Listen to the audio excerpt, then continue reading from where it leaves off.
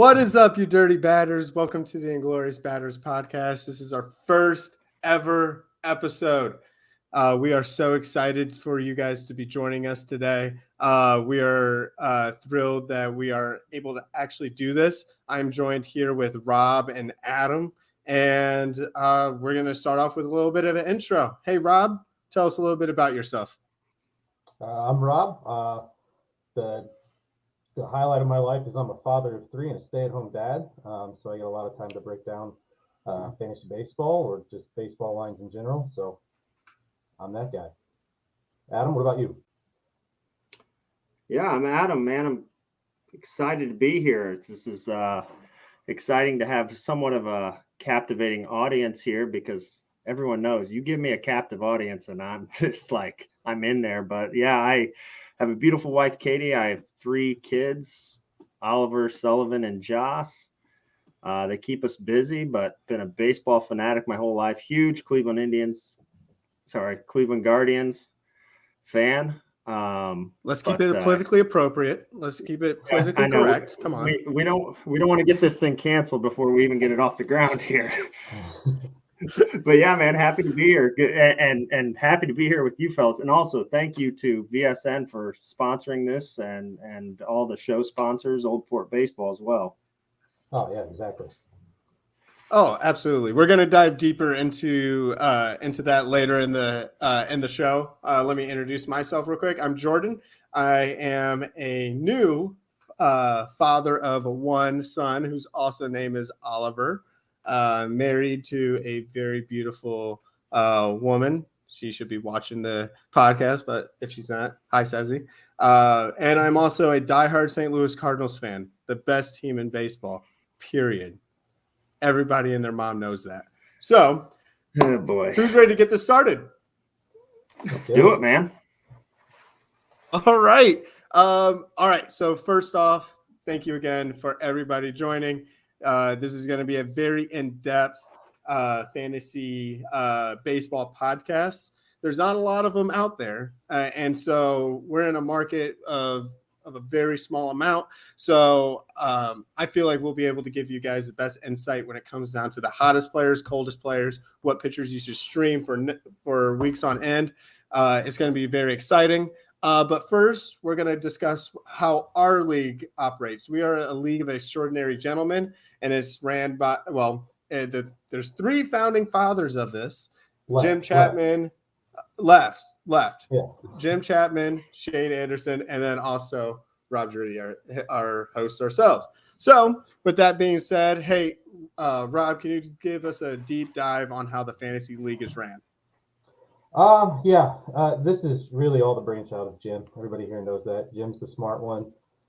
Shane's the good-looking one, and I don't really do much in the group, but it stands the way it stands.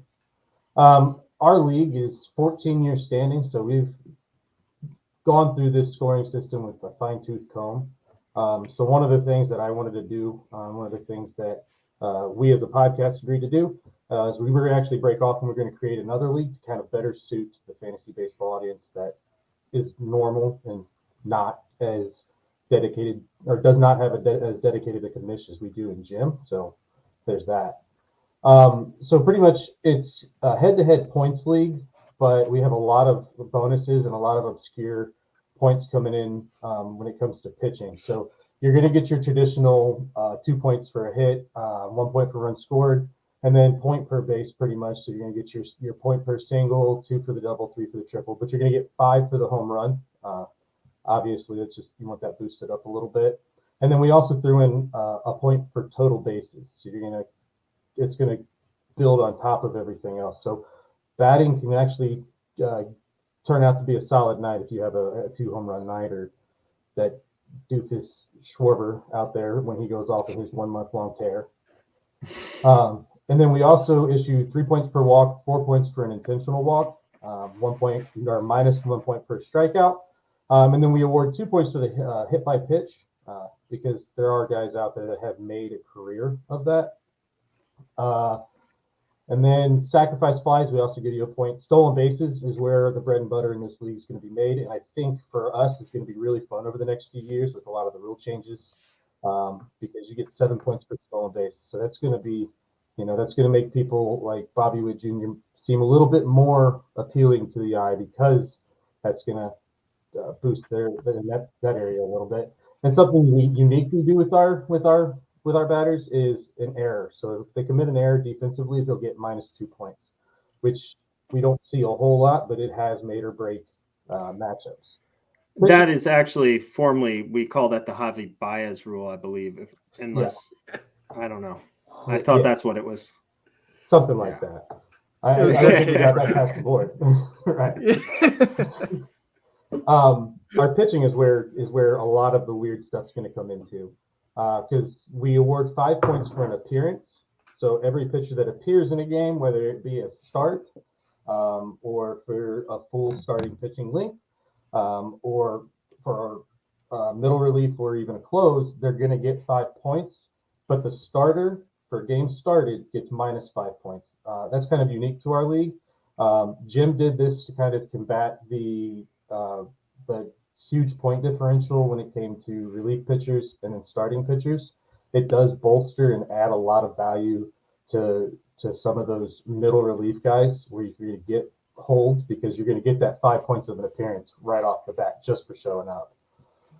And then we're going to do 3 points for an inning pitched, -1 point for any hit allowed, -2 point on the earned runs, -1 point for walks, -1 for hit batsmen as well.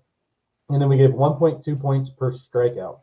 I know that seems like a very odd number. The way it works out, though, with our scoring system, everything comes out pretty flat. And then quality start will get you a 15 points. So that's where, that's where we've seen a lot of diciness come within the last few years in our league, because you're getting a lot of these pitchers are no longer going to that quality start mark, but they're pitching, great 4 innings, and then that fifth inning they get pulled before they get that 6th inning. So that's kind of unique to our league still. A lot of people did away with the quality start stat because of that. And I have actually heard, and I'm going to get you guys' opinions on this, there are some leagues that are going to quality appearances. So instead of what is the rule for a quality start? Is it 6 innings with 6 innings, 3 runs or and less? Yeah. Yeah. I think some of these leagues that I've been reading about, they're going to a quality appearance where it's 5 innings with a 4 ERA or lower or something like that. Nope. So I like it though, because you've got these guys that are going out there and they're not gas cans. They're not Sandy Alcantara, but they're going out there and they're pitching, 5 solid innings. And I think that's a pretty awesome way to kind of combat all of that. Yeah. No, I agree. I remember 100% when my dad was in the league last year. He had a pitcher that always pitched 5 in a 2 inning, and it always screwed him over. Yeah. So the more that you say that, that makes a lot of sense now. Right. Yeah. I mean, it's the sheer reason why, like, I cannot roster a single Tampa Bay Rays pitcher because they just do all that goofy shit with their pitching and the openers and the analytics. Hell, we saw Kevin Cash basically blow a World Series for pulling pitchers. Or I just can't roster them, although I probably will this year. I've got my eyes set on somebody. Oh yeah, I've got my eyes set on a particular one buddy on that team, so that's it. Yeah. Back to the point system though, we do award complete games too. Not a lot of people notice that. I don't know, it really doesn't matter. But I do remember a couple years back, I had picked up Edison Volquez, and then he goes out and he pitches a no-hitter, and I was so pissed. I was like, dude was pitched a no-hitter and he didn't really get any bonus points. And then Jim that next year came in and said he gave a complete game plus 5 points instead of putting on more points in the no-hitter because it just made more sense. It's Max Scherzer back in the mid 2010s was a beast, going out pitching 9 innings. It was twice a month, it felt like, but never really saw it fantasy production. Yeah. Hey, you think he is a beast? Just think of Pud Galvin would like to have a word. Wow, I mean, yeah, just out of the cans and the arms that they move. No, that was a comment that came in, and it's just funny. That's a great shout there. Oh, Alex. Okay. And then complete games, no hitters. We also award 15 points. Perfect games, 10. And then 10 points for the win, minus 10 for a loss. So those kind of flatten out right there. Save opportunities, you get minus 2.5. It's a lot like the game started. We had to bring those closers down a little bit to kind of even out the playing field with our middle relief. A save's worth 15 points, blown saves minus 10, and then a holds are 10. So our scoring format's a little bit different compared to everybody else. That's why we all got together and we're going to do we're going to do a head-to-head rotisserie league as well. So that will be included on the podcast. That league is filled with a lot of members that we carried over from our original league, but we got a couple more from the network to join us as well. Anybody else have anything to say about the scoring system?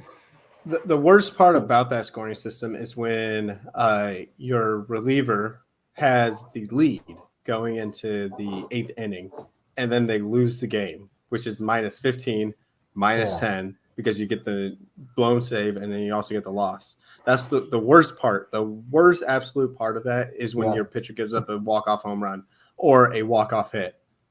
No, it gets worse. The worst part of it is in these extra inning rules. When your pitcher comes in, doesn't even give up a hit, but gets tagged with the loss. What the fuck? What the hell? That's right. Send the cleats to Cooperstown. That is some Hall of Fame stuff right there. Oh God. I mean, didn't we fix that though? No, I think they're still doing it. They're doing it this year again. I know that. I mean, there's really I know that they want to keep it indefinitely. That's what I'm talking about. Like that's not a blown save or a loss, right? You get tagged with the loss just because you're out there. Yeah. Really? Yeah, it's not fun.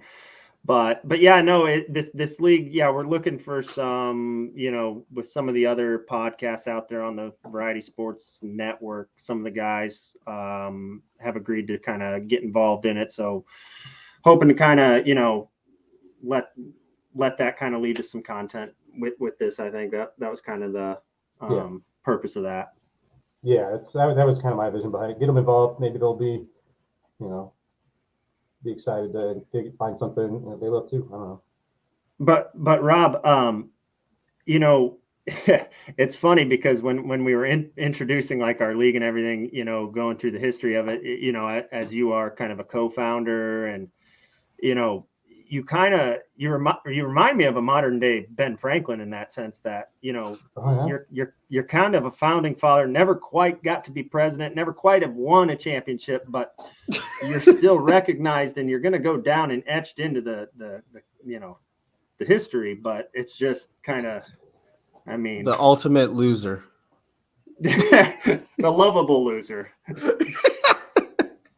I can't rebut this. I can't argue. Like, what am I going to say? I've only been in the league for 4 seasons.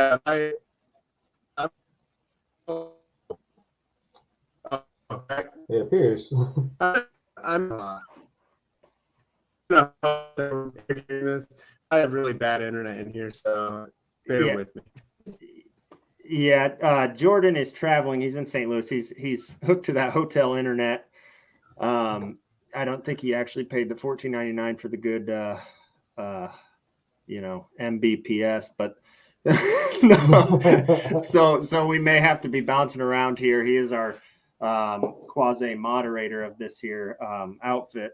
So you bear with us here, but so are we ready to what's next?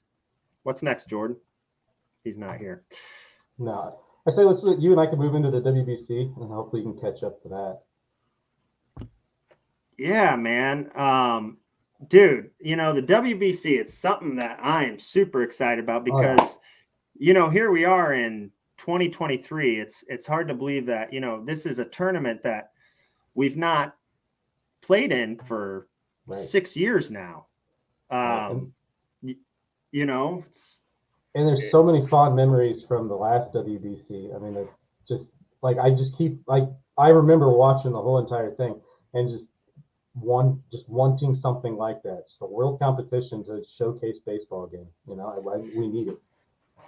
Yeah, it's like when you're thinking about it, here it is, 6 years since our last one, obviously with that one being probably the most memorable for, because this is a tournament that you and I at least can say we remember it in its entirety because it's 2006, I think, is when it started. So, we don't have a whole lot of history to draw from, but coming off of obviously the last one with Team USA, winning the whole thing for the first time ever, it's like you come into it this year, a lot of different storylines, I think, coming into it. A lot of compelling, I think there's, even after seeing some of the rosters released, a lot of compelling arguments for a lot of different teams, honestly.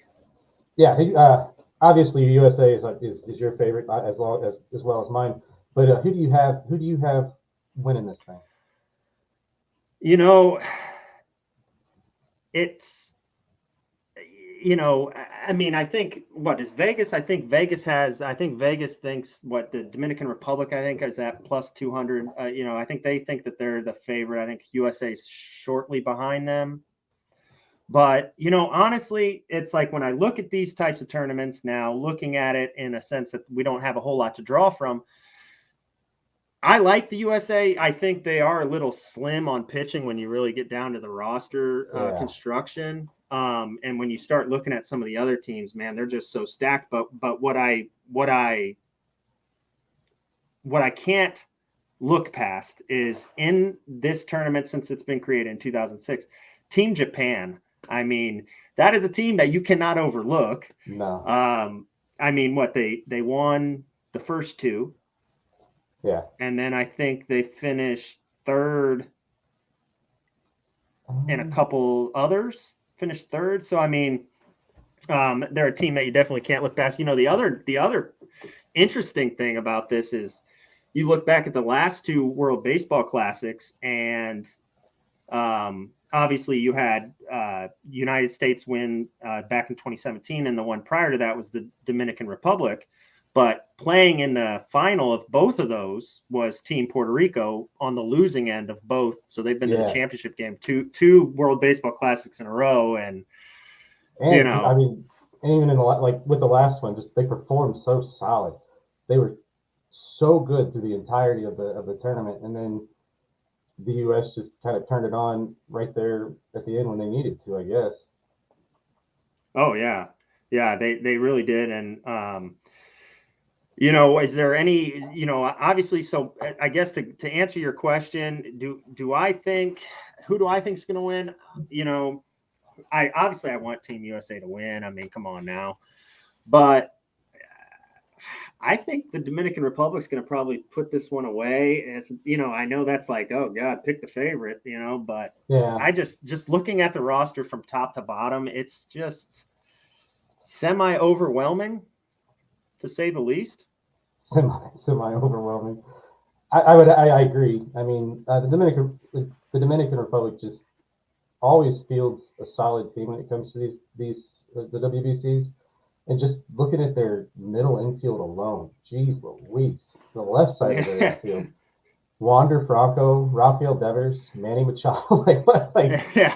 I mean, if you just think of the money alone in long-term deals on the Dominican team, it could probably buy the whole Dominican Republic 3 times over. Right. Willie Adames. I think their worst player. I think the worst player they've got on their infield roster is Nelson Cruz. Yeah.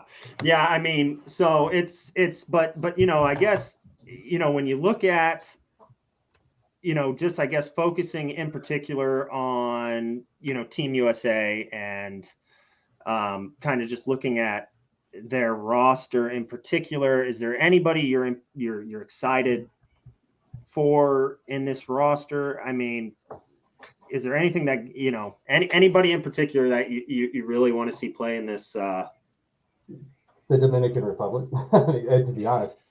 And look at I think you were on something at the beginning talking about Puerto Rico. Puerto Rico's been steps away each year, and you look at their roster. It's almost a little underwhelming compared to the Dominican Republic, but it's also they have solid talent. I mean, Javi Baez is on there. I mean, the Whip King. Yeah,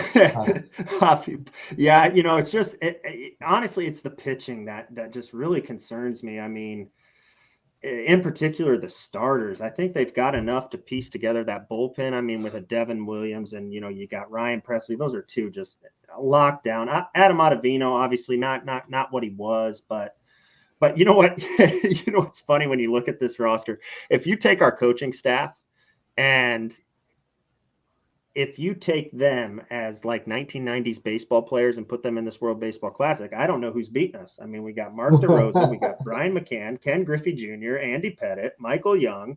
Who's beating that one? Right. I mean, come on now. I mean, honestly, that coaching staff's definitely got probably more pitching talent than our entire rotation. Yeah. Yeah. No, I just, with Brian McCann there as the bench coach. Hey, Lord help the player that pimps a home run. And that's what I love about the World Baseball Classic. And you know what? And I think that's what's going to be the most exciting about watching the World Baseball Classic is the environment. I don't know if you guys tuned in at all to some of like the Dominican Winter Leagues or the, Venezuelan Winter Leagues. I mean, a little bit. I mean, it's a wild form of baseball, crowd aspect wise, anyway. Yeah, it's insane. It's they crazy. Got like the vuvuzelas and shit out. Yeah, it sounds like the 2014 FIFA World Cup. It's crazy. It's loud. I love it. But I think that's the direction that baseball's moving in general, and I hope that that's kind of how we follow. But yeah, when you mentioned Puerto Rico, well, do you see? They are American. Do you see them? do you guys see them at all possibly being able to make a bump? I don't know, because I'm looking at I look at these odds, and we got Puerto Rico at plus 1100, and like you said, they've been there for the past two. Like that's a go ahead, Jordan. Knockers. Yeah. I mean, Puerto Rico is always going to be a threat. Always going to be a threat. And the issue when it comes down with them is, their pitching depth is better than America is. But I'm scared to open up a tab and look at their roster like completely because I will get disconnected. So. Yeah, don't do any research, Jordan. This is going to test your baseball knowledge. I know. I'm trying. Okay, so but also the downer is that they are missing Carlos Correa, which I feel like would be a huge bump for that team. Who's coming in at shortstop? Is it El Mago himself? Oh, you know what? It very well could be. No. Don't get me started on who's coming in at shortstop because I have got a take on Puerto Rico. They're not going to win. Why? Oh, Francisco Lindor. That's right. It's just because of Frankie? Son of a just gun. Because of Frankie? Oh, come on. They're not going to win. You are such a they're not hater. going to win because Francisco Lindor's on the team. And you know what? Maybe they will get to the championship game again this year for the third time in a row. But they won't win because you know what Francisco Lindor is going to be doing? What is he going to be doing? He's going to be taking a nap. He's going to be taking a nap, just like he did before Game 7 of the World Series. Oh, gosh. Can I do something for, just to baptize the podcast? Okay. We got Lindor here. Oh, no. We're going to give him a proper headwear. He's a clown. This is a clown hat for a clown baseball player. We're gonna put him back on the shelf. I had no idea this was festering inside of you, man. Wait, How did wait. this- How long has this been building up that you wanted to tell everybody how much you strongly despise Francisco Lindor, who is easily a top 5 shortstop in baseball? Well, it's been festering a long time. Was it because he left? Just no. Yeah, it is. Partly, Yeah, but it's more how he left, and also it's just I don't want to get into the mud because we'll have plenty of time for that. But there is just absolutely no way that team is going to win with Francisco Lindor as their captain, shortstop, whatever you want to call him, Mr. Smile, win a ring. Hey, and you know what's worse than the Mets? Who? What? Nothing, because Francisco Lindor is on the Mets. I mean, there's absolutely nothing worse. I mean, there's a few things. Yeah. Yeah, I mean, But I'm sorry, guys. I made that. I got a question. Got a question now. I missed some things because I had some technical difficulties. Did we discuss the true? Well, obviously, America's going to win. Hell yeah, go America! But did we discuss the true threat of the WBC though? Right? Have we not discussed them yet? Japan? Not Dominican Republic, Japan. But no, give us your take because I think Rob and I both kind of agreed they need to be taken seriously. wow. Japan's a scary team, especially since you have Shohei Ohtani on that team, and Shohei is the best player on the planet, and it's crazy because him and Trout are the 2 best in baseball, and they suck. So. See, I don't know That's a much different about that's a different conversation. That's a different conversation. Yeah, no, absolutely. But no, like Team Japan is a dirty team. Granted, this might sound very, very bad. I can't pronounce any of their names, but I bet you they're good at baseball. And then you also have Damn, Jordan. I feel like I haven't paid enough attention to any of the Japanese league, to whatever it's called, to know much. I agree. Well, I'm going based off of like the stigma that Japan baseball has. We have players like Shohei, Ichiro. We have players like boy from the Cubs, which I forgot his name. Sia Suzuki. Yeah. But then, the KBO. Yeah, that's a different team that we're gonna be discussing as well. But no, like there's so many great players that came from Japan, and then you also have obviously Lars Nootbaar from the Cardinals, who, from what I saw, is that they're for sure starting him, which is crazy to me, and that he's going to be drastically improved. But I think Japan overall is going to be scary. They were scary. They're scary every single year whenever they're in the WBC. And they need to be taken serious, 100%. When did they? Wait. You think Lars Nootbaar is a difference? No, he's starting. I'm just mentioning that he's starting. But you think that takes them to the next level? No.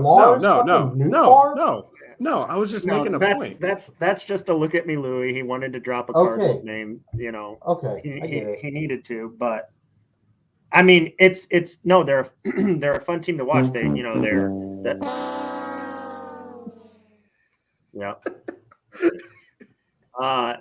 a fun team to watch. There's, I love the approach of Japanese baseball. I mean, which is why I give them so much respect. Honestly, most of my take when it comes to Japanese baseball is Team Japan in the Little League World Series, because that's about right. my exposure. I'm going to be honest with you. I read a couple of things here and there, but other than that, I mean, I think everyone's giving them somewhat the respect that they deserve. Their third best odds coming into the tournament. So, I think that's probably pretty accurate. Yeah. Yeah. No, I think- definitely I agree. I mean, looking at the betting odds, I mean, there's not a whole lot of value there. I mean, you'll be able to make a little bit of money, but I mean, I definitely like looking at Puerto Rico and Mexico a little bit better. And I mean, even the Netherlands, if you're wanting to throw some one shots out there, those guys could be pretty dangerous when it comes to that. So that'll lead me into where I wanted to talk about the Netherlands. Dude, first and foremost, I don't care what anybody says. The Netherlands have the dopest uniforms out of all the WBC. Oh, yeah. Dude, Period. Those are nice. Period. Those hats are just slick. Find Well, them and yeah. find them and share it for the people that can't see it. Yeah, I mean, and honestly, it's a diamond in the rough because, you know, where is the creativity with half of these damn hats? I mean, let's Right. just take the two letters of your country's name and just intertwine them together like New York Yankees or Notre Dame, you know, any major sports team, San Francisco, you know, it's just like, God, where can you give me something that relates to the Something country somehow? different. I mean, I don't know if I could do this. I'm pulling an image off of a website, so oh well. Make sure you close all your browsers out there, Rob. I will. That's not. That is not what I'm trying to present, guys. Yeah. All right. There you go, guys. All right, Yeah. what are we doing now? You know what? See, Think and Wonder by Amy Miller. It's okay. My wife's in school. So that was part of her master's project. That's so. all right. We'll dump all of our Inglorious batters IT dollars into, you know, some multimedia stuff. It's a work in progress. There, man, that hat. Oh, there it is. Dude, it goes Yeah. hard. It goes That is hard. sick. It goes hard. Yeah. So first off, let's talk about. That's what I'll bring up to bring in Netherlands to the conversation, and then leading into my bread and butter when it comes to their betting odds. I think they were at plus 3,000. Okay. Oh, that's a Yeah, and Yeah. if you want to talk about a dark horse team that could actually pull this off, how about a dark horse team that has Xander Bogaerts, Didi Gregorius, Jonathan Schoop, and then apparently his brother's name is Charwan Schoop, and Dralton Simmons. I mean, that's their infield. That's they could make some noise. I mean, yeah, they're kind of B-rate players in the MLB, but when you get into a tournament this small and, you know, the opportunities arise to pop a hit off to bounce, you know, Puerto Rico, that'll be, I mean, these guys can definitely pull through on that. Now, I mean, their yeah. pitching staff is more than questionable. They got some solid relievers, Kenny Jansen, Pedro Strop, but the Netherlands Honestly, can do this, man. The Netherlands can seriously do this. What it seems like to me with the Netherlands roster is the COVID years just really screwed them. You know, you take that roster 3-4 years ago. Hey, Yeah. I think you could do a little something with it. Yeah. I mean, Jonathan Schoop, last year he wasn't horrible. I mean, I'm pretty sure he streamed here and there. Not streamed, but He was waiver wire. Yeah. And then Xander Bogaerts, I think, is in one of y'all's top fives. So, and Dralton Simmons. You know what else was funny? I don't know if you guys caught this, but well, first of all, I guess a point when you're looking at the Netherlands roster, the other thing, the amount of J's, the letter J that you see, and like everybody's name is insane. But did you guys see the video that was being shared? I saw it on like Instagram or something. The Czech Republic roster. There was this video. They were in the batting cages, and I think the Czech Republic might be the worst because there's 20 teams, I think, in the World Baseball Classic. I think they're ranked the 20th out of the teams that made it, but they had all these Czech Republic players in the batting cages and stuff, and they were interviewing them and asking them all like what they do outside of just play for the Czech national team, and they're like, "Oh, I'm a school teacher and I'm an accountant and I work," you know, and I'm like, "Holy cow, man." What a neat experience that must be for all the, you know, Right. for those guys. Yeah, I mean, it's kind of like that Olympic level experience, and you know, these guys are, you know, well past some of the Olympic level talent that's out there, you know, in age. Oh, yeah. It's pretty cool. Oh yeah, definitely. Yeah. Anything else on the WBC, guys? That I think we got games that are starting. I think that earliest pool starts like March 8th. I think we're down to like 11 days, man. That's nuts. Meaningful baseball in 11 days. Yeah, I was watching I was watching the Red Sox play Northeastern University today, and they interviewed Verdugo. Isn't he playing? I think he's playing for Mexico, right? Yes, you're right. Yeah. That is one that I think I saw. That was kind of a. To me, I just think it's wild. Like he's sitting there in a spring training game, and then in 11 days he's going to be playing with a completely different team, and these guys are going to be already gelled and working to. Like, that's insane to me. And Mexico, It is. Mexico's a solid team. Yeah, and you're right. And actually, as I look at their roster, they are fielding a really solid team. Randy Arozarena on Team Mexico, even though he's listed as Cuba birth country. They do have a solid team. The only thing that I'm worried about when you mention that, like, we're seeing these players report into spring training. I don't know how many of your guys' team's players are participating in the World Baseball Classic, but man, I am nervous for the injuries for some reason. And I think that a lot of that's just because I'm a Cleveland fan. So I'm just waiting for the wheels to fall off this baby, like at any given moment. So, but I don't know. It kind of scares me a little bit. It scared me last time too. And I don't think there was anything too major, but. No, I think a lot of the players reported back that it kind of helped them out starting the season, because they were already loose, so they were good. It's just those players that made it to the playoffs. So you and I shouldn't have a problem now. Well, for players, for some players, like you said, it is a good warm up for them. It's extra practice, more games, more reps. So I feel like it's a good thing. For the older guys, the guys that are in it, that are older, that really shouldn't be in it, I feel like they are. I feel like they have a higher risk of injury, which is quite scary.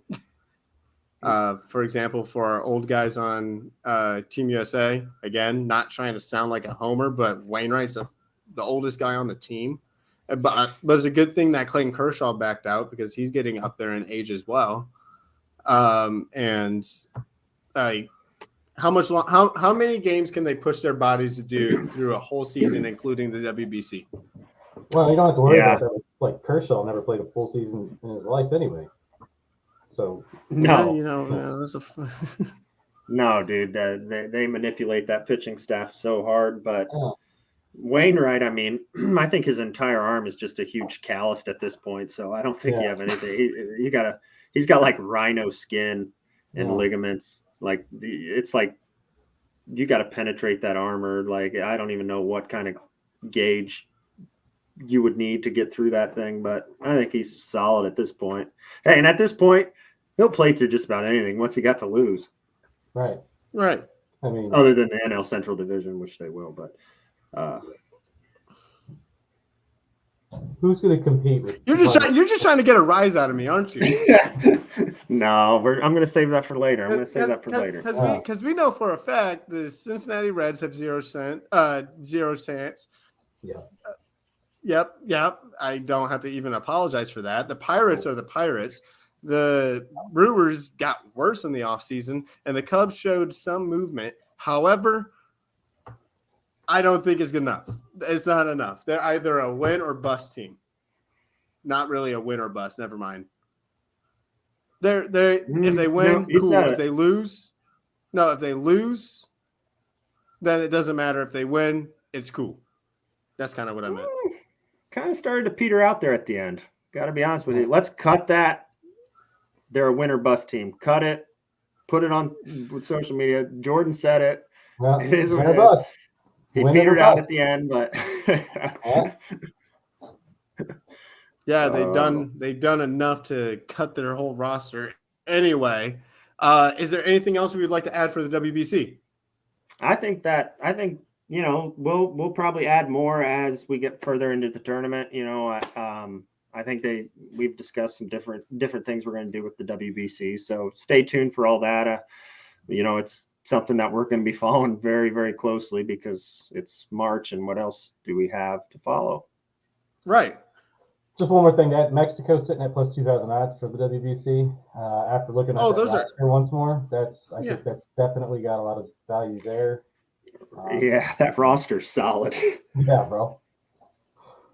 So, hey, how about we move into our our favorite discussion of the night, shall we? Let's go over some player rankings. Oh boy! All right. Do you guys have your guys pulled up, or do you need me to? Yeah, just pull it up, and share the screen. Yeah, I mean, are we gonna? I guess we'll kind of. If you share the whole screen, then it kind of gives away all the rankings. Oh, that's a good point. That's a good point. So here, what I'll do is I'll read them off as we get to them. That's cool. Let's do it. All right, Rob, take it over. All right. So obviously starting off with the catcher position, my top 5 was Adley Rutschman as my number 1 catcher, Will Smith, Dalton Varsho, JT Realmuto, and Jay Melendez. Jordan, you had Realmuto, Will Smith, Adley, Wilson, or one of the Contrerases. Yeah. Wilson.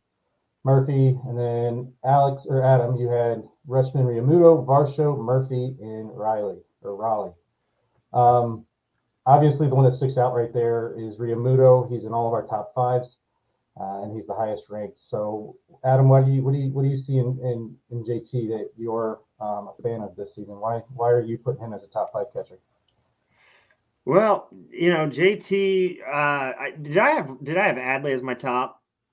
No, you had JT. Okay. Yeah, I mean, you look at no, you did. You had Adley as your top. I'm sorry. Okay. I was going to say because anybody that beats out Stephen Kwan for Rookie of the Year deserves cred, which is why he's my number 1. But he's also good for.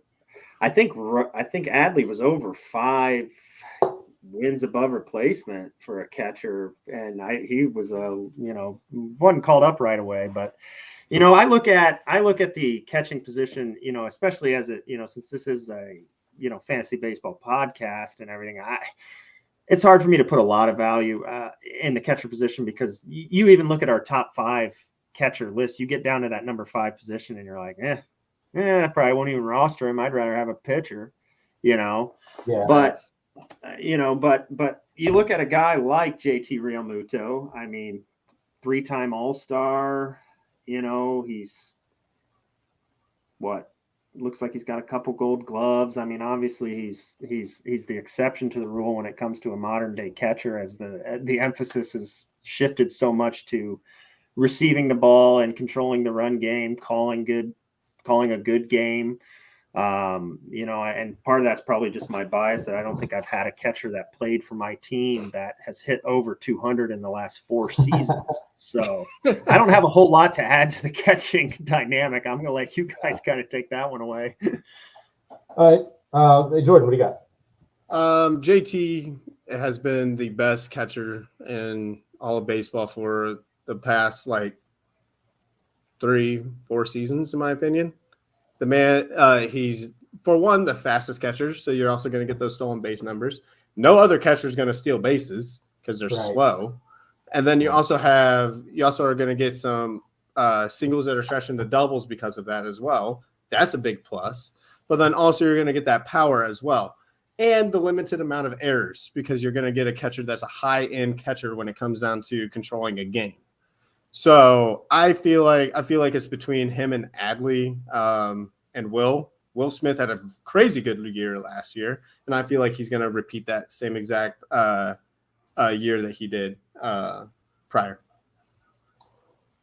I don't know about Will Smith, but that's your call. He has the contact. He can hit the ball. Yeah. He'll give you. I think is between those 3 when it comes down to the top 3, mainly because you're going to get Adley, who's going to be giving you those. What? I just got he's got some contact. He'll hit the ball is not necessarily a ringing endorsement. I got to be honest with you. He sounds like a fucking catcher. Well, like you mentioned before, catchers are very difficult because there's not a lot of good offensive catchers. You have No, to you're nitpick right. which ones you Yeah. want, and I'm nitpicking Especially for for fantasy. yeah, exactly. It's extremely tough. It's extremely tough from that position in particularly a deep league. Like we play in a 20-team league, and it's like, I mean, Right. 20 catchers. I don't even think I could name 20 Oh my teams God. catchers, but I No. can barely name 5. It's tough out there. Yeah, yeah, exactly. I think as a consensus, us having JT Realmuto as that they're in their solid in the top 5 spots, it does kind of speak to what he's done in the past, obviously. But last year was really intriguing to me. 21 bags last year. He'd never gotten over 13. So last year, I mean, usually you don't run as much in your 30s. So the fact that he went up, that's kind of telling me, and that shows me, and not just for JT, but for the Phillies in general, they're going to be aggressive, bro. They're going to steal bags. I mean, these new rules yeah, are, and this base sizes, this is going to be, it's going to be a focal point. And with JT Realmuto getting 21 last year, and he's projected at 13 this year, I think. No, he's projected That's 15 this year. I mean, that's huge coming out of a catcher spot. that's a No, ton for- for a catcher. Yeah, especially for the depth that especially for the depth that catcher has, or the lack of depth that catching has. yeah. If you get one of those prized possessions, those top 3, that I mean, that does change your Yeah. roster when you look at it, the rest of the league. I mean, that's like basically an extra bat every day. It is. Or at least 5-6 days a week. I know there's a lot of off days with the catchers, but Let me see. What do they project? Yeah, they're projecting Adley at 5 stolen bags. With Rushman, I mean, he's just so good. He's solid. And he didn't really even get time to dig into the role too much last year. I mean, he only had 398 at bats. So well, that's what's crazy about him, when you look at that, it's like good Lord, because you remember him getting called up because there was like kind of that viral moment where you remember he kind of took everything in once he was out there, which was awesome. But yeah, I mean, you're talking about a 781 OPS. I mean, honestly, he struck out 82 times, walked 52 times. I mean, not a terrible ratio really, but good for 5.2 WAR. I love WAR. An 806 OPS last season. That's nutty. 128 OPS plus. It's impressive numbers for a young rookie who had so much hype coming in. How many of these big prospects do we see that kind of peter out and maybe kind of up and down a few times before they finally, in the catching position, it's just so demanding. Right. Kalinick. Who? What'd you just yell? Jared Kalinick, whatever his name is. Bust. Dude, he hurt. And then looking at the Orioles in general, I mean, because so much of fantasy baseball is dependent on what you can bring in as well. They're gonna have base runners, and if they're on in front of Adley Rutschman, I mean, he can easily. What are they projecting him at for 2023 RBIs? 42 RBIs. I think he'll blow that out of the water. No, easily. That's low. That's very low. The Orioles are going to be in the middle of that lineup. Yeah, I mean, 100 RBIs. We don't see a lot of those guys anymore, but 42 RBIs from the catcher spot. That seems low.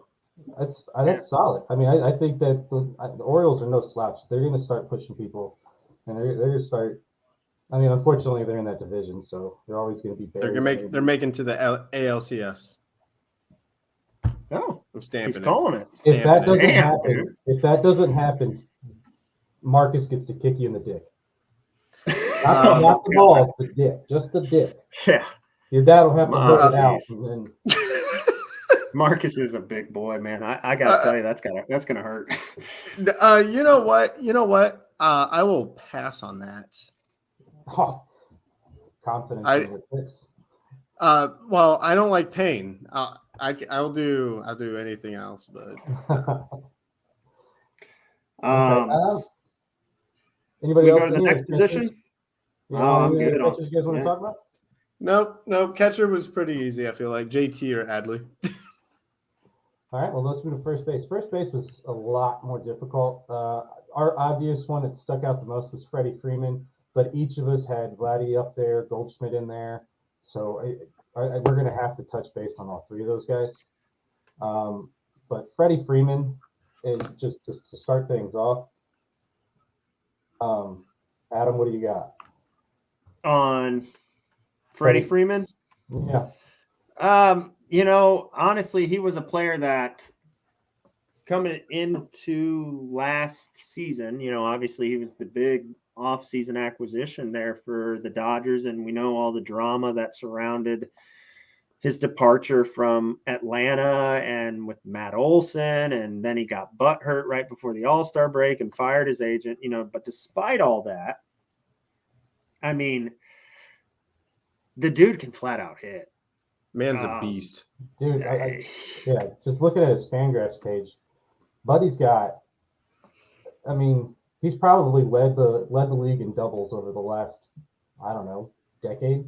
I mean, that's a Hall of Fame. That is a Hall of Fame career right there. Yeah, I mean, you double look at machine. Yeah, it's impressive. I mean, and it's fairly consistent when you look at games played for the most. But there were a couple shorter seasons, but for the most part, I mean, hell, he played in 162 games twice. But look at all the damn bold ink you see all over his stats. Yeah, that's a lot. Fangraphs is insane. I mean, he led the league in OBP last year.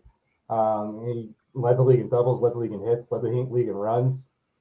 Also led the league in plate appearances. So I mean, he's gonna be a stat machine. He's gonna Absolutely. For our points league, he's gonna be hands down. I think he could be top 3 by the end of the year. I easy. I think so. Yeah. He's he's made for fantasy, especially for our league. 100%. Yeah. He's projected at 302 batting average this year, and only 99 strikeouts. I mean, that's pretty solid. But we also had Vladdy in there and Paul Goldschmidt. Obviously, Paul Goldschmidt was number 2 on Jordan's list. We're kind of shocked it wasn't number 1. That was very shocking. Yeah, but Adam and I had 4 and 3 respectively. Hey. First, I will say this: first base is loaded, but then there's a harsh drop off when it comes down to after like 6 or 7. I feel like, but as long as Paul Goldschmidt's getting his flowers, the reigning MVP of the league, and also gonna probably recreate exactly what he did last season, or maybe even better. Overall wise, I feel like he won't be as good as Freddie overall when it comes down to hitting. That's just my opinion on it. He's not going to hit as many doubles, even though Jim told me not to bring up. Well, not for you to bring up doubles, but I feel like he's going to in the chat. There's a discussion today in the group chat. You'll just have to go back and read it. Oh no! Yeah, I'm trying not even to look at that. I can't focus. but yeah, no, that's looking at his last season. I mean, MVP season. Obviously, I think you're right. I don't think he could duplicate that.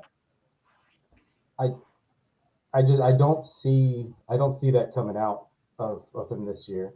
I mean, and he's only projected. I mean, he's projected to have a little bit lesser of a season. I mean, he's projected to have his worst season in like 4 years. I don't see that happening. But no. I just don't see it. So I mean, that's why I've got Freddie over him. What about I don't think. I think where. Vlad Guerrero? He was the other one that we all had Home right runs. there at the top. Yeah. Yeah. I mean, I don't know. He had a down year last year. I mean, I think that was it. Wasn't his best year. I think for a guy that had again so much hype coming up. I mean, he's a guy that's got unmistakable power. Still last year he was close to 100 RBIs. He had 274 back. It's hard to say he had a down year. When he hit 32. He hit 32 bombs. I mean, but I guess 274. See, to me, that's more about what he's going to be. Is a 274 hitter. I think he'll probably break that 32 home runs quite a bit more throughout his career. I mean, 35 is more online for what I think his power can do, and just based off of his lineup as well, I think that he'll be swinging. He's not gonna be looking for no doubles or singles. He's most of the time he'll be swinging for the fences. Yeah, I mean, the biggest thing for me with Vladdy coming, obviously All-Star last year, All-Star the year before he led in basically all your metrics: OBP, slugging, OPS, OPS plus.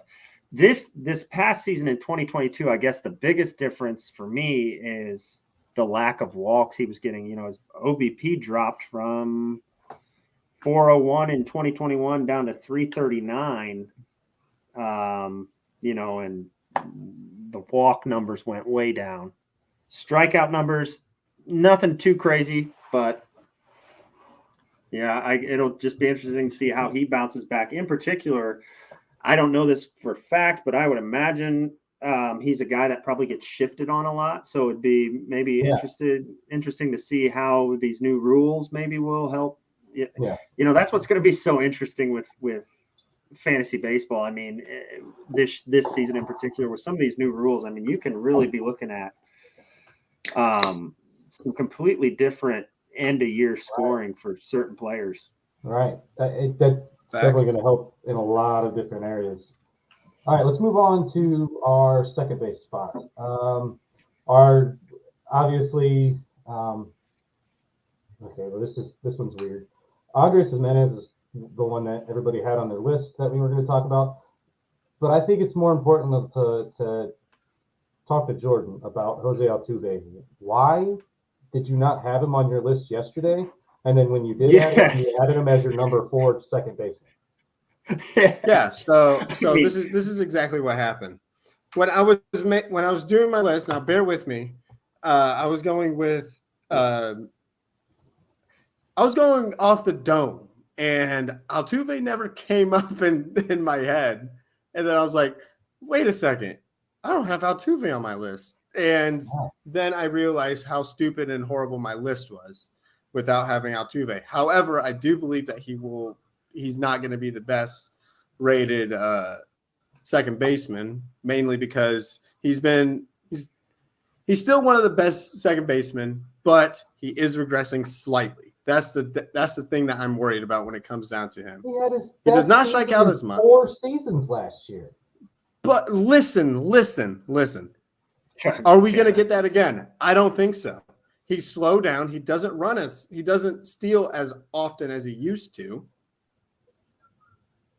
He had 18 bags last year. That's the most 18. That's not a lot of stolen bases, though. He should be stealing bases a lot more at the speed that he is. That's the most he's had since 2017. Yeah. Like, that hasn't been a part of his game. And that just is where the game's at. Yeah. And again, I think that the new rules are going to definitely help that. So, I mean, but you just look at his other metrics. Look, batting average last year he had 300. I mean, his projected stats though are pretty. I think the young boy, him is about to come out. Oh boy, I'm gonna be the best in baseball. I don't know what he said. Yeah, I don't either, but I think Jordan maybe was trying to refer to the fact that you look at Jose Altuve, he is going to be 33 years old this year. So, It's the new 18. is it? It is. All right. I just don't see how having him not on your list, one. I understand that was a mistake. I get it. I forgive you for that. But then at four. Yeah, no. Behind okay. Albies? So Albies going to have a bounce back season. He was hurt all season. All right, man. I'm Am going to I take wrong? your word for it. I'm going to take your word for it. And then you also have Jimenez, who is the best fielding second baseman, who's going to limit your errors, and you're also going to get a guy that can hit all over the field and give you a 285 plus season. That's a reach. Wow. No, it's not a reach. He's and it's going to steal you more. Yeah, he hit close to 300 last year, I think. He was probably 295-ish, 298. And it was his rookie season. It was his rookie season. He hit 297 last year. It wasn't his rookie season, but it was his first season as a full-time starter, for sure. Well, you get what I mean. Oh, yeah. No, yeah. Cleveland homer. I mean, I have him in as a what? Well, okay. All right. Hang on. I need to address this real quick. Altuve is indeed a Hall of Famer. Fact. However, he's going to be regressing soon, and I can just feel it. I just wanted to say that. All right. Well, then it's a foregone. The young boy's coming back. The young boy's coming back. Andres Jimenez is about to ball out this year. Oh, yeah. I mean, you don't got to tell me twice. I mean, man, I don't see Jimenez hitting your 300 like he did last year. But he also beat him he got 20 stolen bases this last season. Okay. I don't see more than Altuve. Yeah, he may not hit around 300 this year. I don't see. I mean, come on. If that is in fact the case, then I see his power numbers going up. But I mean, you're talking about a guy. He's a guy that Tito was. It was very interesting where Tito was putting him in the lineup last year too. I mean, there were some games that he would hit as low as 6th or 7th. I mean, God, I think that's true. He got hit by the pitch. Strategy,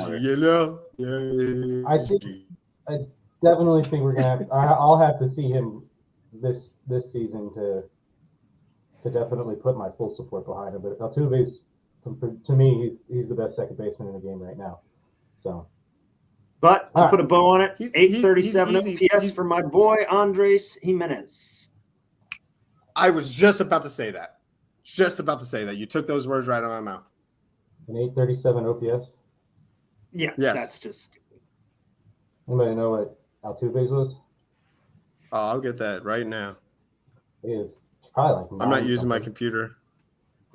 I got it. It was 921. Yeah, that's pretty high too. All right, let's move on. Yeah.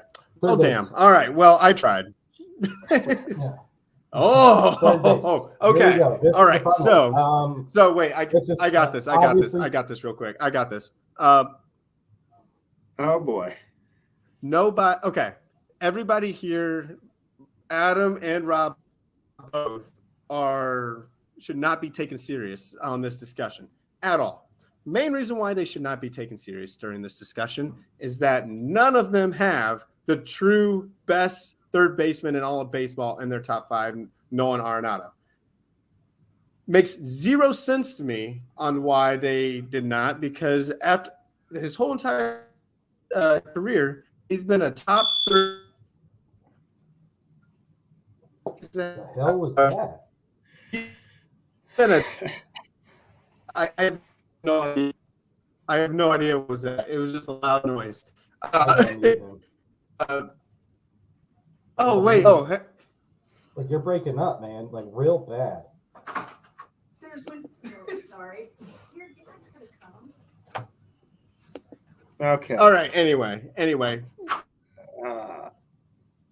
Yeah, Jordan, you frozen, and I don't know what's going on with Jordan, but All right, I muted him, so when he says he's not doing that anymore, he can Stop come back. All right, unmuting me. Stop unmuting me. you're like frozen. Nobody can hear you. Am I good now? I mean, you're frozen, thrown up like a gang sign. I don't know what's going on. All right, Jose Ramirez. Adam and I both have Jose Ramirez as our number one third baseman. Jordan has him as his number 3 third baseman, and he's got Nolan Arenado as first, or as his number 1 3 base, or on the 3 bag. Don't see it for Nolan Arenado this season. He's arguing. Jordan's argument is that Jose Altuve is getting old, but Nolan Arenado's not getting old. I guess I don't know how it works. Jose Ramirez just has way too much upside. To mess around. You know, and Jordan, nothing to, don't take it personally. Am I still frozen? Yes, your screen is still frozen. You can try his Oliver 20.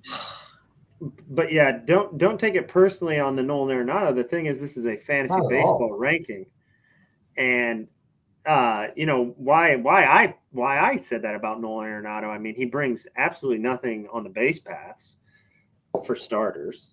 You know, and also there's just a part of me that and we've seen this disproven time and time again as well. But you know, there's a part of me that I'm not fully bought in yet to the, you know, he came from Colorado. You know, his first season out of Colorado, where he's perennially hitting 300, he puts up what, a 255 average in his first season with the Cardinals. I'm just not sold on him. You know, he's put up gaudy stats in Colorado where, gosh, I mean, we got Hall of Famers that can't even make it in because they played in Colorado. I don't think that he's figured out the power numbers like he had in Colorado, but I think he's figured it out in Busch Stadium. I do think that he can hit in Busch. I do think he could put it out in Busch. I do think that I think he has figured out how to hit in Busch Stadium. I just don't see. I don't see him returning to a 293 average after coming from a 250 average. I just don't. All right. I think he'll take a bump up. 270, I think, is where he'll be. It just absolutely not. It just makes the most sense. And he's a 270 hitter career. He's a 280 hitter career wise. Outside of that, 289. Come on. Absolutely not. And it's not Cricket Wireless. It's Verizon. Thank you very much. Anyway. I don't. Anyway. See, I don't. I just don't. I mean, I don't see him being any. I don't see him being better than he was last year. Where I see Jose Ramirez definitely in that spot. It's solid. Okay. So if we're talking fantasy, am I better now? Am I better? Yeah, no, much better. Much better. Oh, thank gosh. All right. Anyway, Nolan is the best third baseman overall for fantasy this up and coming season. Here's why. He's going to be limiting you those error numbers. Unlike all the other third basemen, the only other third baseman that's good defensively is going to be Manny Machado. Jose Ramirez is good, but not at the same level as Manny Machado or Nolan Arenado. And then you also have Bregman, for some odd reason, is on Rob's list. Don't know why. The man's not on the same level as those three guys. So the fact that Nolan's not on his list makes zero sense. But you're going to get those limited error numbers, so you're not going to get all those -2s that you normally get. But you're also going to be getting yourself a guy that hits doubles, hits singles, hits bombs. at a high efficient rate. He's been in the top 5, top 3 actually in fantasy for the past 5+ seasons. Mhm. He's been top 3 easy, without a question. And the whole There's a lot Coors of effect question is a behind myth. that. There's a lot of question behind that because I'm not Okay, sure he was a top. Was he a top 3 fantasy baseball player last year? he was 2 Was behind he number Machado. Wait, no, yeah, no, he was 2 behind Ramirez. 2 behind Ramirez? He's probably Yes. also behind Shohei, I would imagine, points wise. Oh, okay. I'm going based Or off of we're third just base. just based off the position. Yeah, yeah, but yeah. he had an outstanding year. I get it. We're not understand. we're not going based off of no. He's not a third overall. No, absolutely not. Well, I mean, There's some, yeah. anytime we talk about any kind of hitting, we got to talk about DH spot too. And I Well, think yeah. that adding in those people who play exclusively as a DH, Machado or Arenado's probably going to find himself in on the outside looking in, but I don't know the numbers right now, so I'm not going to dive into that. But I can tell you, I've done a deep dive in Bush, a lot, pretty hard my entire life, and it is definitely a thing. I mean, Bush Stadium is different from what Colorado. I mean, it's definitely different, and his adjustment. It took 2 seasons, and you can't really just call this flair that he had last year like solidified as what he is going to be at Bush. I do think he can hit at Bush, but I do not think that you can sit there and say that's what he's going to be from here on out. It's not the case. And the reason I have Alex Bregman up there, because that son of a bitch can everybody behind him, all he's got to do is get on base and he's going to score 700 runs next year. Yeah. No, yeah, that. I mean, that's just the fact. Bregman's going to be there. Toronto players in general are going to be there simply because if they have that, Right. they have Yeah, that team around everybody. Yeah. The Astros, man. The rich get richer. Oh yeah, Brett Springer's up in Toronto. I'm talking, yeah. So They all have right. it down there. Nolan No, absolutely not. What? Get rid of that. What? Get rid of that banner. He's not top 5. Who's our producer? Who is putting that? All right. All right. You'll have to take this up with the show's producer. All right. I don't know what happened Here's there. where I'm most excited. Shortstops, guys. Shortstops. We all have the Yeah. same Turner. number 1 shortstop. This is a given. I So think Trey Turner. real quick, Rob, should we do our shortstops and then we've been going an hour and 13. Should we do our shortstops and then wrap her up and Yeah, or should we? I think that would be best. Okay. Yeah. Unless you guys want to talk about outfield, I really don't care. Yeah, let's end it on outfield. All right. Okay. Trey Turner. Trey Turner's the number 1 shortstop in the league.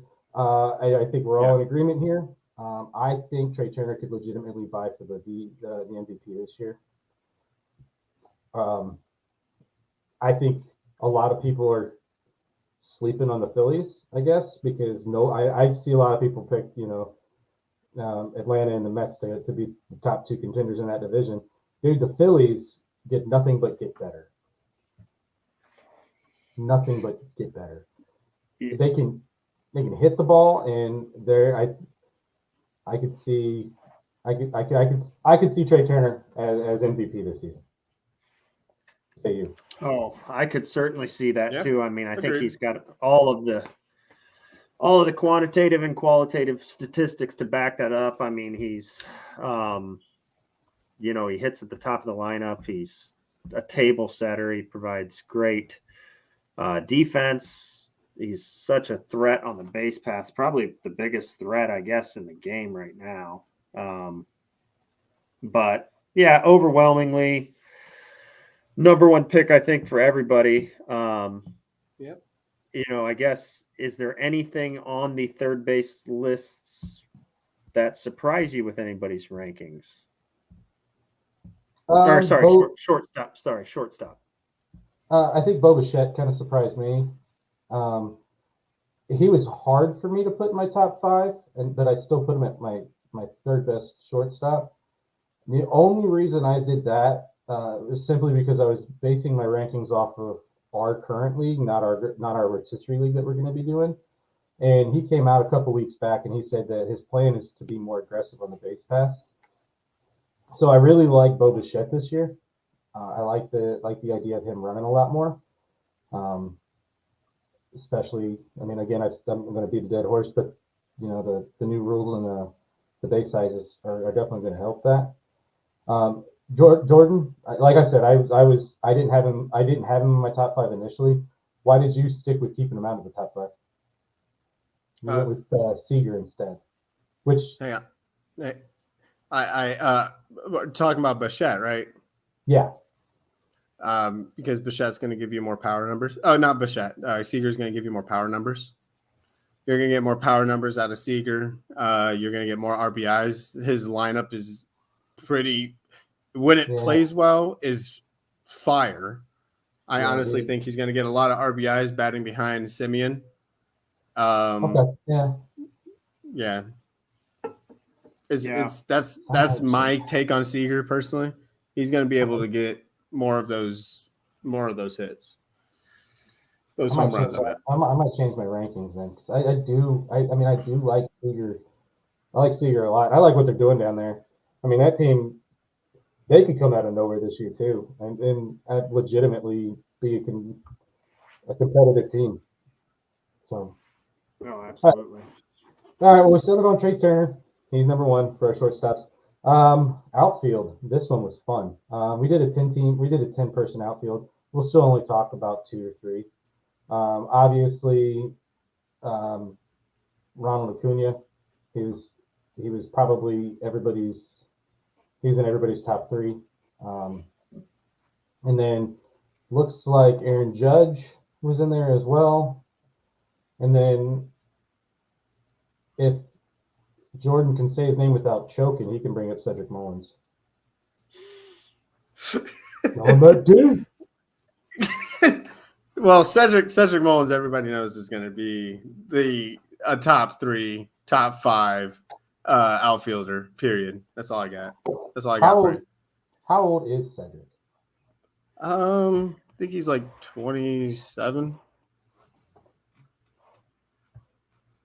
You know what's interesting when you look at the outfield lists for us and how we've ranked them is it really is like a changing of the guard because now Jordan is giving Trout proper respects, I suppose, with putting him at number 2, but you look at a guy who is universally recognized as one of the best players, if not the best player in the league right now. He fell all the way down to number 9 on Rob's list.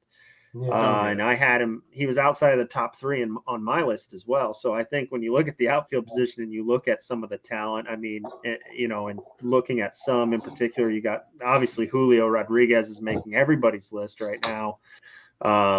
You're looking at guys like Stephen Kwan, of course, from my list. But then you got like your staples, you got your Aaron Judges, I think, Kyle Tucker's, Mookie Betts.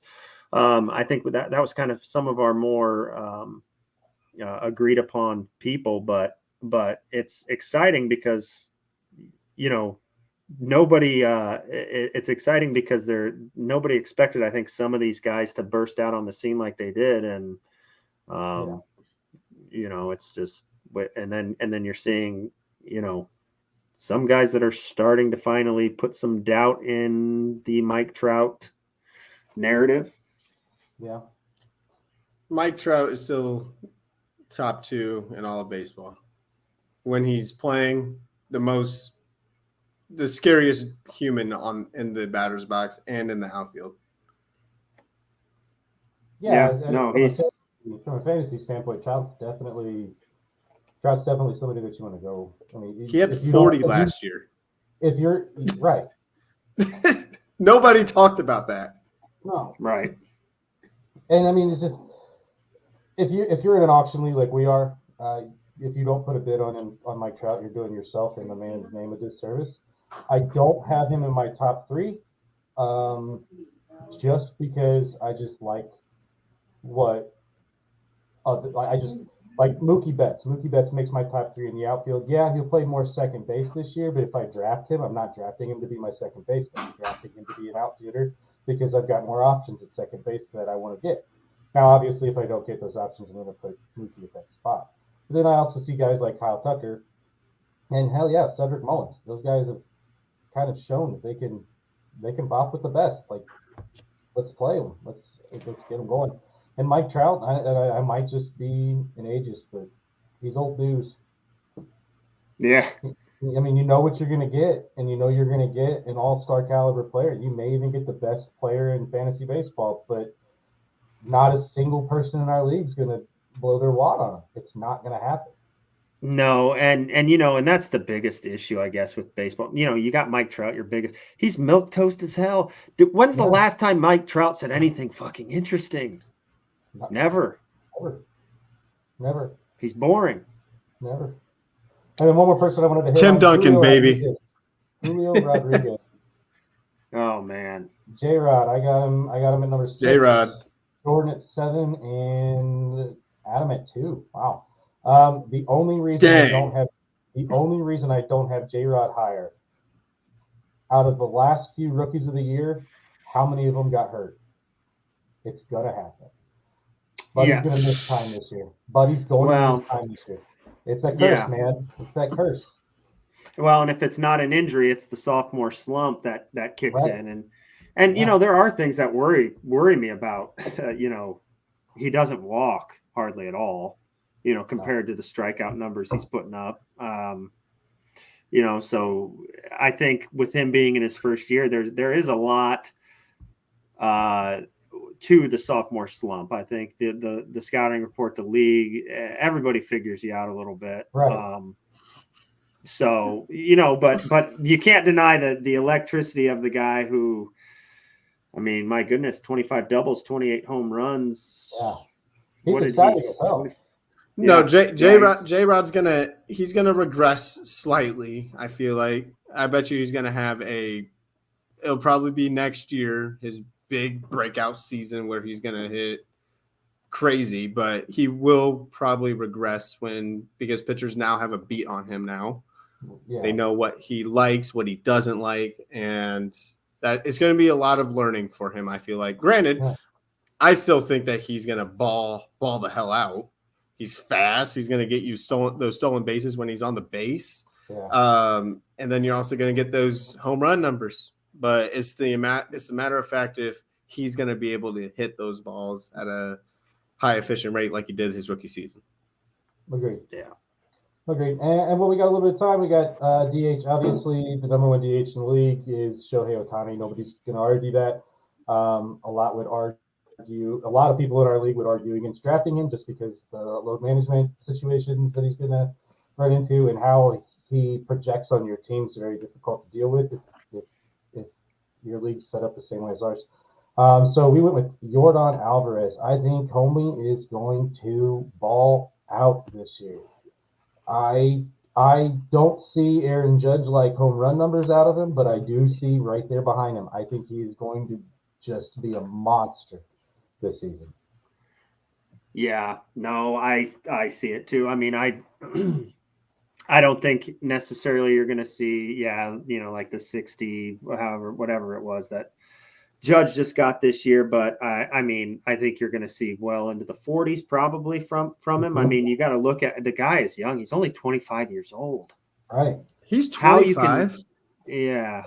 How is a 25-year-old built like that? I don't get it. Oh my gosh. Yeah, he's 25 years old. I mean, the guy, you're talking about a 1019 OPS last year. I mean, he just it's gap to gap power, and he hits it all over the place. I mean, the size and the strength and the plate coverage that guy has is absolutely amazing, because on top of the home runs, he's put up 29 doubles to go with the 37 home runs for a slugging over 600.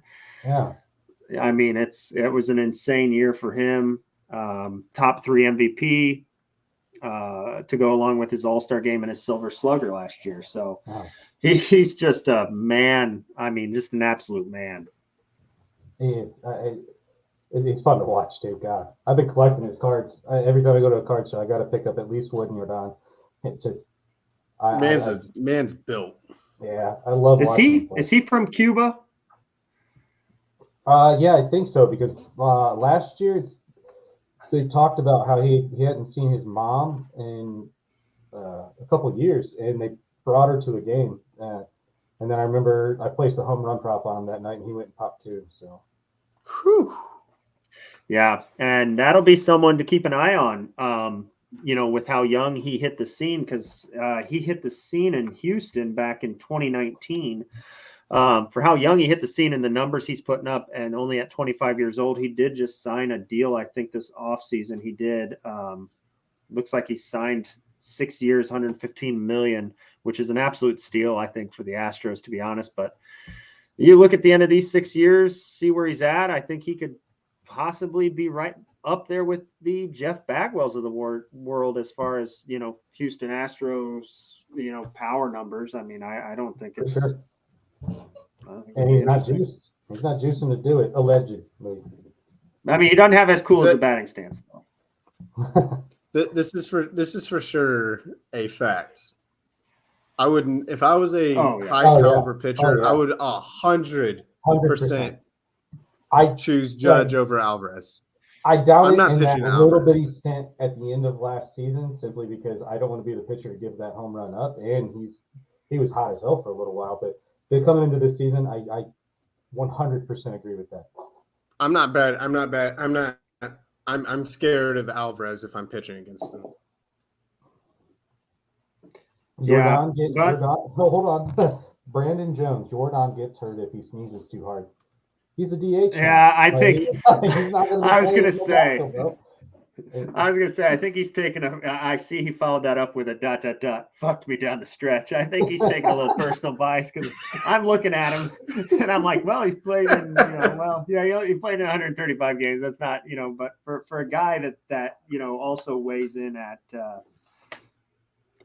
he's probably 280 pounds. So, I mean, the dude's a monster. Man's a dog. Yeah. But Brandon, I know how that is, man. Trust me. I've got some people that are on my personal shit list, and once you're on there, you're not getting off. So yeah. Jesse Winker, he can suck one. Byron Buxton. I'll never roster Byron Buxton again. No, dude. When Byron's such playing, a roller coaster. When Byron's playing, he's one of the best in baseball, and then he gets hurt for a long time. Yeah, he comes back being the best.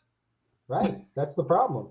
And that's when you're not playing his ass. You like benched him or you send him off someplace else. You forgot. It's just then the second you pull him off the IL, it's like, I'm going to let him sit on the IL for a little while. No, and then he comes off the IL and gets hurt again. Like, what the fuck, man? Why did you run into the wall? Why are you running into the wall? I understand you're trying to make great catches, but you're playing for the Minnesota Twins, and it's fucking July. Come on. Minnesota Twins in July, and you're running into a fucking wall? Rob's got a fantasy team to manage. He doesn't have time for that shit. No, a wall. I mean, a wall. You're the Minnesota fucking Twins. Like, I get you had a moment back in the 90s, and I get you had, like, you saw a moment here in front of you, but you fucked it up. Bad. Yeah. Well, you know what they say. He was willing to run through a wall for his teammates. Yeah, well, make it different teammates next time. Like, why are you still with Minnesota? You have the talent. Go someplace else. They can't keep you healthy. Their doctors even suck. Their physical trainers are terrible. They can't keep your ass off the IL. Leave the fucking city. Jesus. But hey.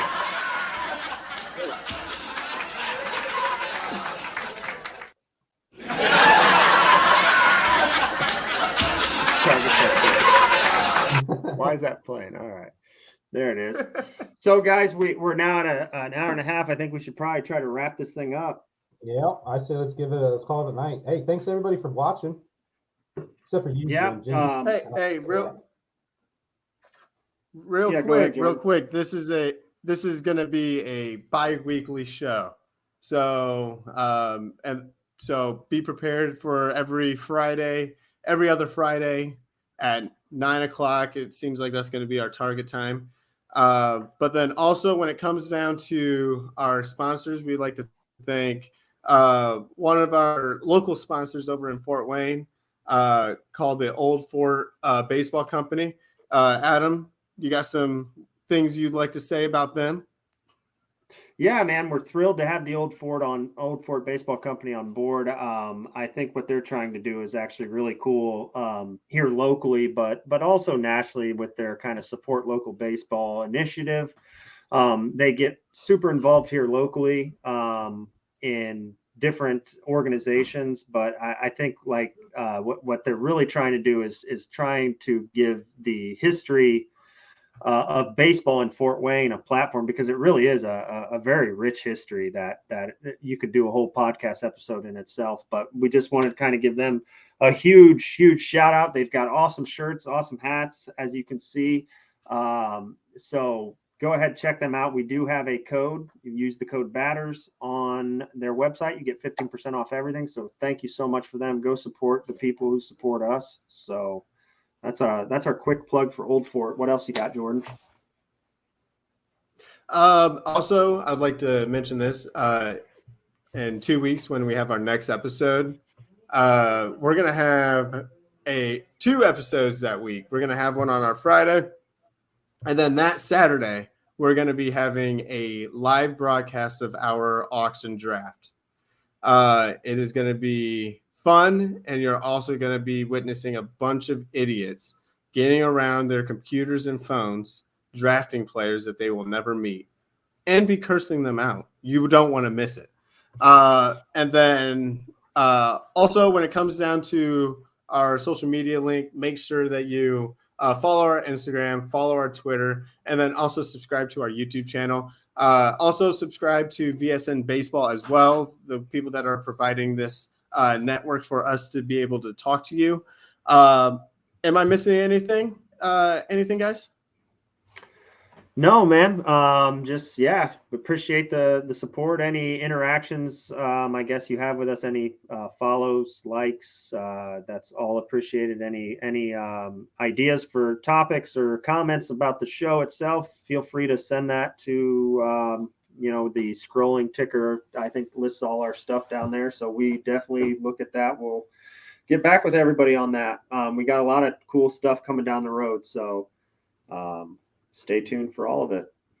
Absolutely. Rob, do you have any closing remarks? Mom, I'm sorry about the way I spoke about Byron Buxton. I'm just passionate. There you have it. He's sorry about Byron Buxton. Hey, it was a lot of fun talking with you guys. I'm excited to get this baseball season started, and I am ready to be able to discuss fantasy baseball and baseball in general with you two guys. Thank you guys for joining. See you guys in 2 weeks. All right. We'll see you, man. See you, bud.